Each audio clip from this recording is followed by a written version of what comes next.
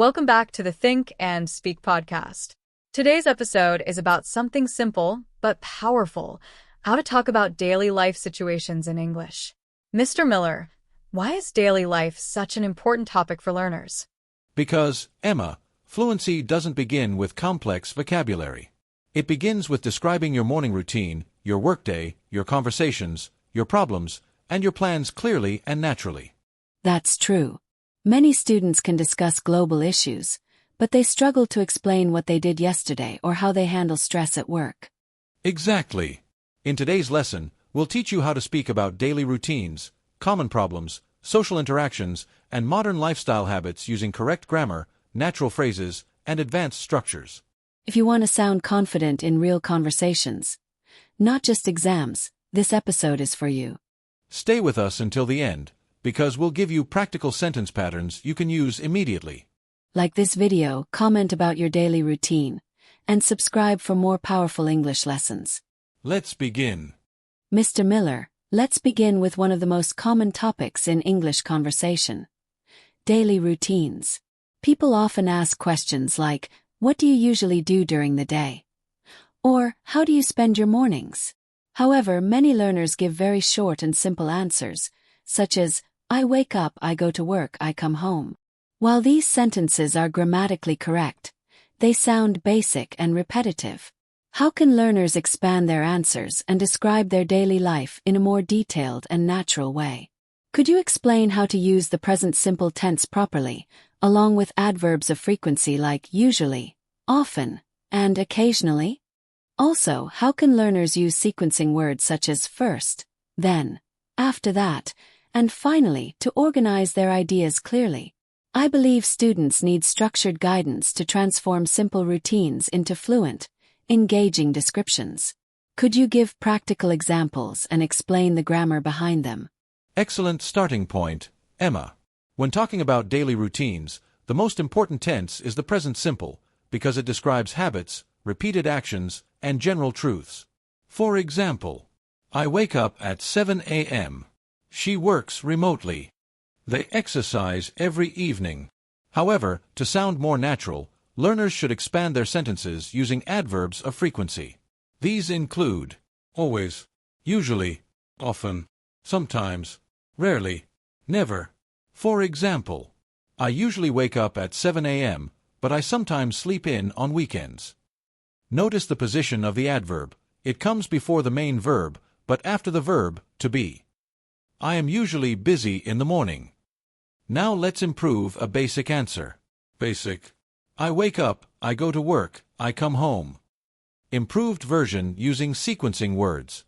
First, I wake up at around 7 a.m. and check my messages. Then, I have a quick breakfast before heading to work. After that, I spend most of my day attending meetings and responding to emails. In the evening, I usually unwind by watching a series or reading a book. Finally, I go to bed around midnight. Notice the use of sequencing expressions, first, then, after that, finally. Time expressions, around 7 a.m. in the evening. More descriptive verbs, unwind, attend, respond. Learners can also use compound sentences with connectors like and, but, and so. I work from home, so I save time on commuting. I prefer mornings because I feel more productive. Adding details and reasons makes speech engaging. Another helpful structure is the gerund phrase. I start my day by checking social media. Here, by checking explains how the action happens. In summary, to describe daily routines effectively, use present simple correctly. Add adverbs of frequency. Use sequencing words. Include reasons and descriptive verbs. These techniques transform simple answers into fluent, structured communication. Mr. Miller, daily life is not only about routines. It also includes unexpected problems and small challenges, such as missing a bus, dealing with deadlines, or handling misunderstandings. Many learners struggle to explain these situations clearly in English. How can they describe daily problems using past tenses correctly? For example, when should they use the past simple versus the past continuous? How can they explain cause and effect in situations like, I was running late because my alarm didn't go off? Additionally, how can learners use linking words such as because, therefore, as a result, and however to make their stories coherent? I believe storytelling is a powerful skill in conversation. Could you guide us step by step on how to narrate a daily life problem naturally and grammatically accurately? That's a very practical question, Emma. When narrating daily problems, learners must understand the difference between past simple and past continuous. The past simple describes completed actions. I missed the bus. My alarm didn't ring. The past continuous describes actions in progress at a specific time in the past. I was getting ready when the phone rang. I was running to the station. Let's combine them. I was running to the station when I realized I had forgotten my wallet. Here, the past continuous, was running, sets the background, and the past simple, realized, describes the main event. To explain cause and effect, use connectors. Because shows cause. I was late because my alarm didn't go off. Therefore / as a result shows consequence. My alarm didn't go off, therefore I missed my meeting. I overslept. As a result, I had to take a taxi. However, shows contrast. I was exhausted, however, I still finished my work. Let's build a structured story. Yesterday morning, I was preparing for an important presentation when I noticed that my laptop wasn't working. I tried to restart it several times, but nothing changed. As a result, I began to panic. Fortunately, I had saved my files in the cloud, so I was able to access them from another device. Notice the structure. Background situation. Problem. Consequence. Resolution. This logical order makes speech clear and engaging. Learners should also use time expressions such as suddenly, immediately, eventually, in the end. Storytelling improves fluency because it combines grammar, vocabulary, and logical organization. Mr. Miller, daily life also includes social interactions. Talking to colleagues, meeting friends, making small talk, or even handling conflicts politely. Many learners feel uncomfortable speaking in these everyday social situations. How can they improve their conversational English for daily interactions? What useful phrases can they use for starting conversations, responding naturally, and expressing opinions politely? Could you explain how modal verbs such as could, would, and might make speech more polite? Additionally, how can learners use indirect questions in daily communication, such as, could you tell me where the station is? Instead of direct forms. Please give modern examples from workplace and social life and explain the grammar structures clearly. Excellent question, Emma. Social interaction is the heart of daily communication. First, learners should master conversation starters. How's your day going? Have you been busy lately? What have you been working on recently? Notice the use of present perfect continuous in the last example. It emphasizes ongoing activity. For polite requests, modal verbs are essential. Direct, send me the file. Polite, could you send me the file? More formal, would you mind sending me the file? Could and would soften the request. Grammatically, they function as modal verbs, followed by the base form of the verb. For suggestions. We could try a different approach. You might want to double-check that. These structures sound diplomatic rather than demanding. Now let's examine indirect questions. Direct question. Where is the station? Indirect question. Could you tell me where the station is? Notice the word order change.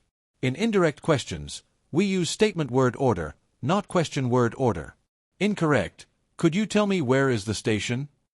Correct. Could you tell me where the station is? This is a common mistake. In workplace conversations, polite disagreement is important. I see your point, but I have a slightly different perspective. That's an interesting idea, however, we might need more data. Notice connectors like but, and, however. In social life. That sounds great. I totally agree. I'm not entirely sure about that. These phrases create natural rhythm in conversation.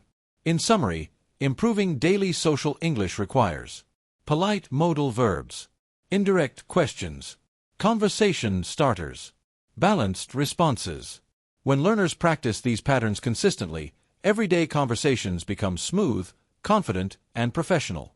Mr. Miller, in modern daily life, technology plays a major role in how we manage our time, communicate, and organize our responsibilities. Many learners often need to talk about checking emails, attending online meetings, scrolling through social media, or managing tasks with digital tools. However, they sometimes repeat simple verbs like use or do without expanding their language. How can learners talk about technology-related daily situations in a more advanced and natural way? For example, how can they describe multitasking, productivity, distractions, or time management clearly? Could you explain how to use the present continuous for temporary actions, the present perfect for recent experiences, and useful phrasal verbs like log in, scroll through, or catch up on? I believe technology vocabulary is essential in today's conversations.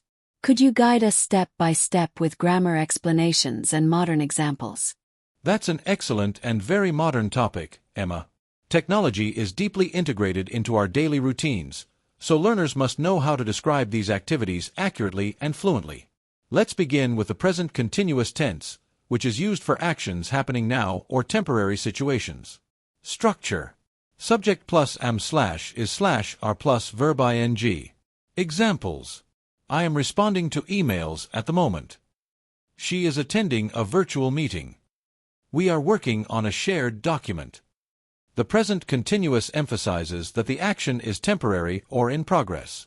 Now let's look at the present perfect tense, which connects past actions to the present. Structure. Subject plus have slash has plus past participle. Examples. I have updated the report. She has logged into the system. We have scheduled the meeting. This tense is common in professional communication because it shows completed tasks with present relevance. Next, phrasal verbs are extremely important in technology-related English. Log in slash log out, enter or exit a system. Scroll through, move through content. Set up, arrange or prepare. Back up, save data. Catch up on, complete something you missed. Example sentences. I need to catch up on my emails. She scrolled through her notifications. They set up a video conference. To describe multitasking, learners can use gerund phrases. I spend my mornings responding to messages and updating spreadsheets. He manages his time by prioritizing urgent tasks.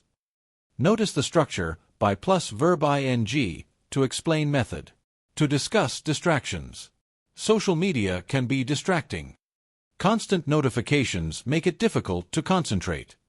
Here, distracting is a present participle adjective, and difficult is an adjective complement. For productivity, learners can use expressions like stay focused, meet deadlines, manage workload, increase efficiency. Example. I try to minimize distractions in order to increase productivity. The phrase, in order to, expresses purpose. In summary, to talk about technology in daily life effectively, learners should use present continuous for actions happening now. Use present perfect for completed tasks. Learn essential phrasal verbs. Use gerunds and purpose clauses.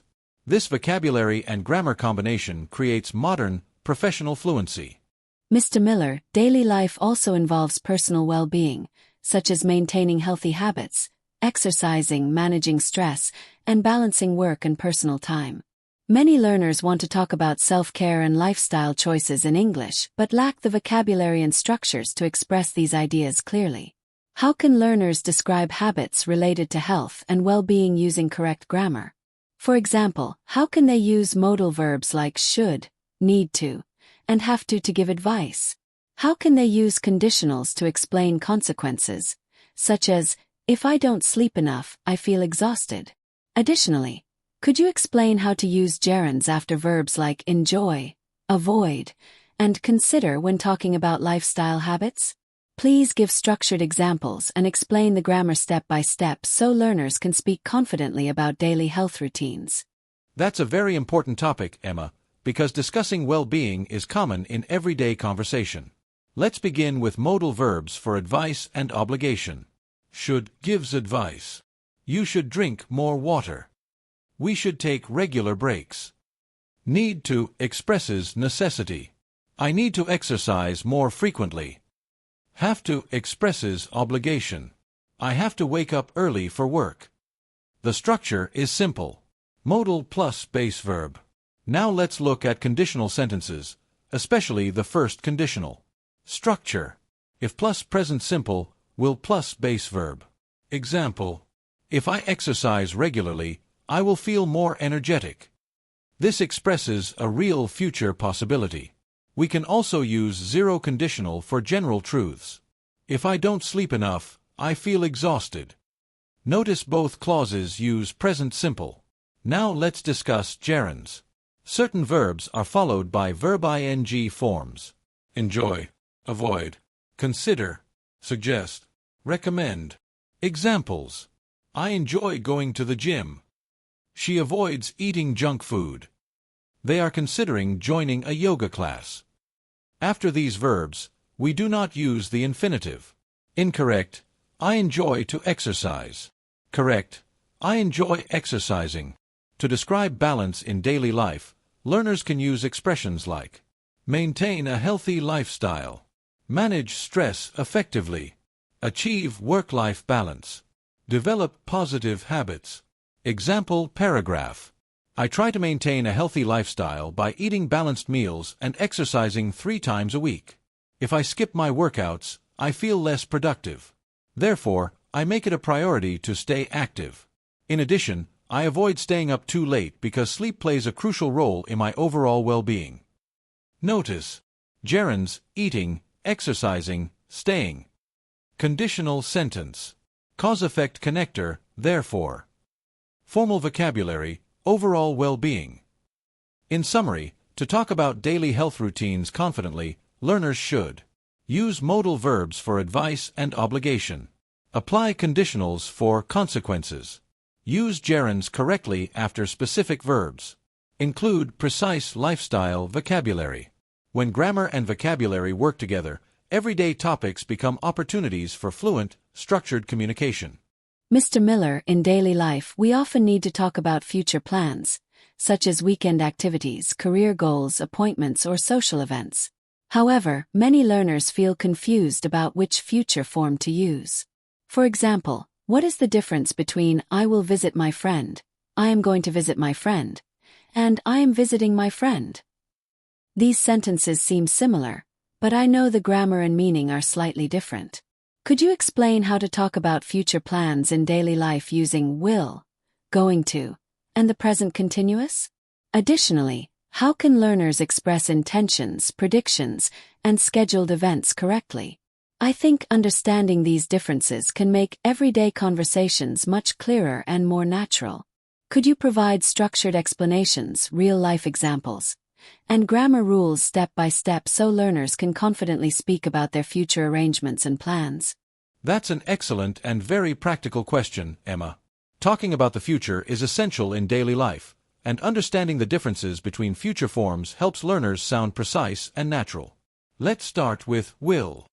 We use will for spontaneous decisions, predictions without strong evidence, promises, structure, will plus base verb. Example, spontaneous decision. I'm tired. I'll make some coffee. Prediction.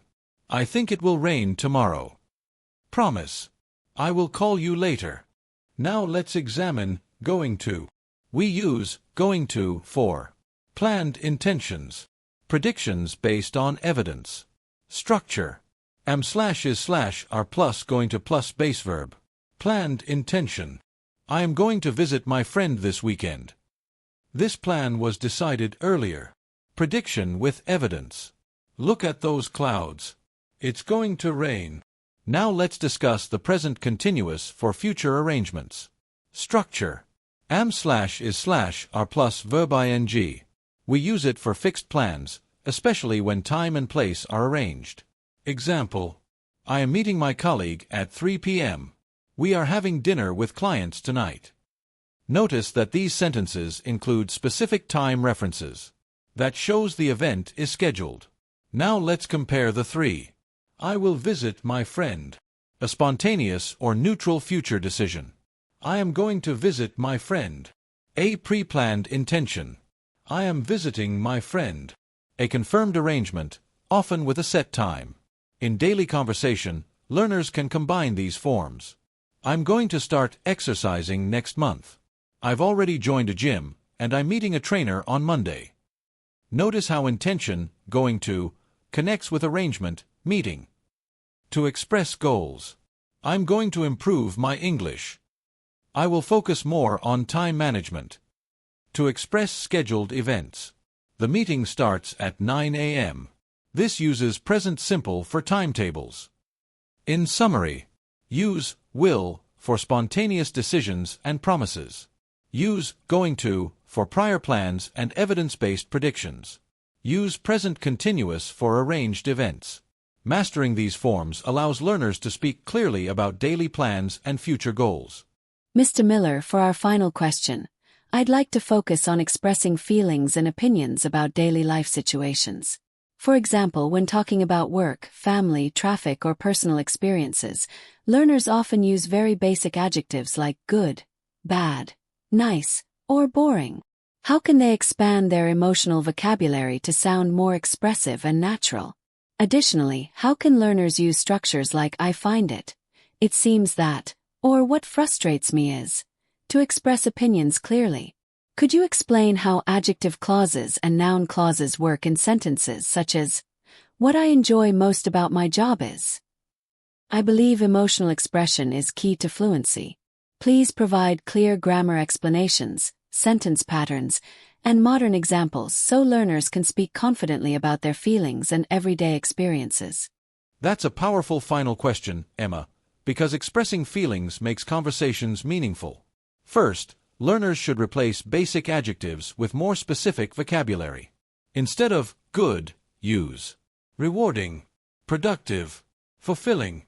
Instead of bad, use exhausting, frustrating, overwhelming.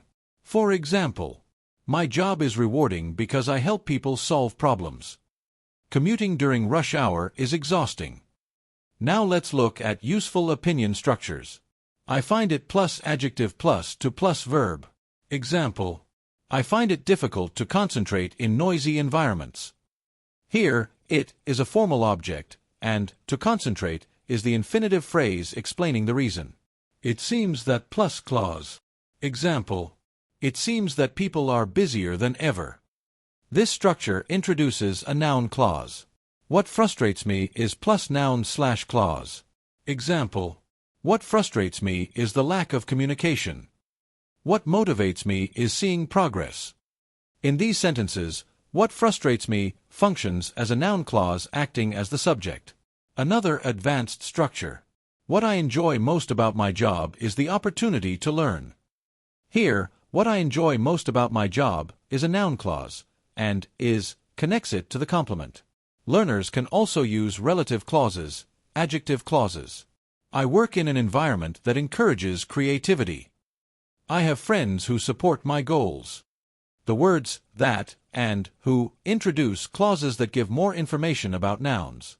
To express contrast. Although my schedule is demanding, I still make time for family.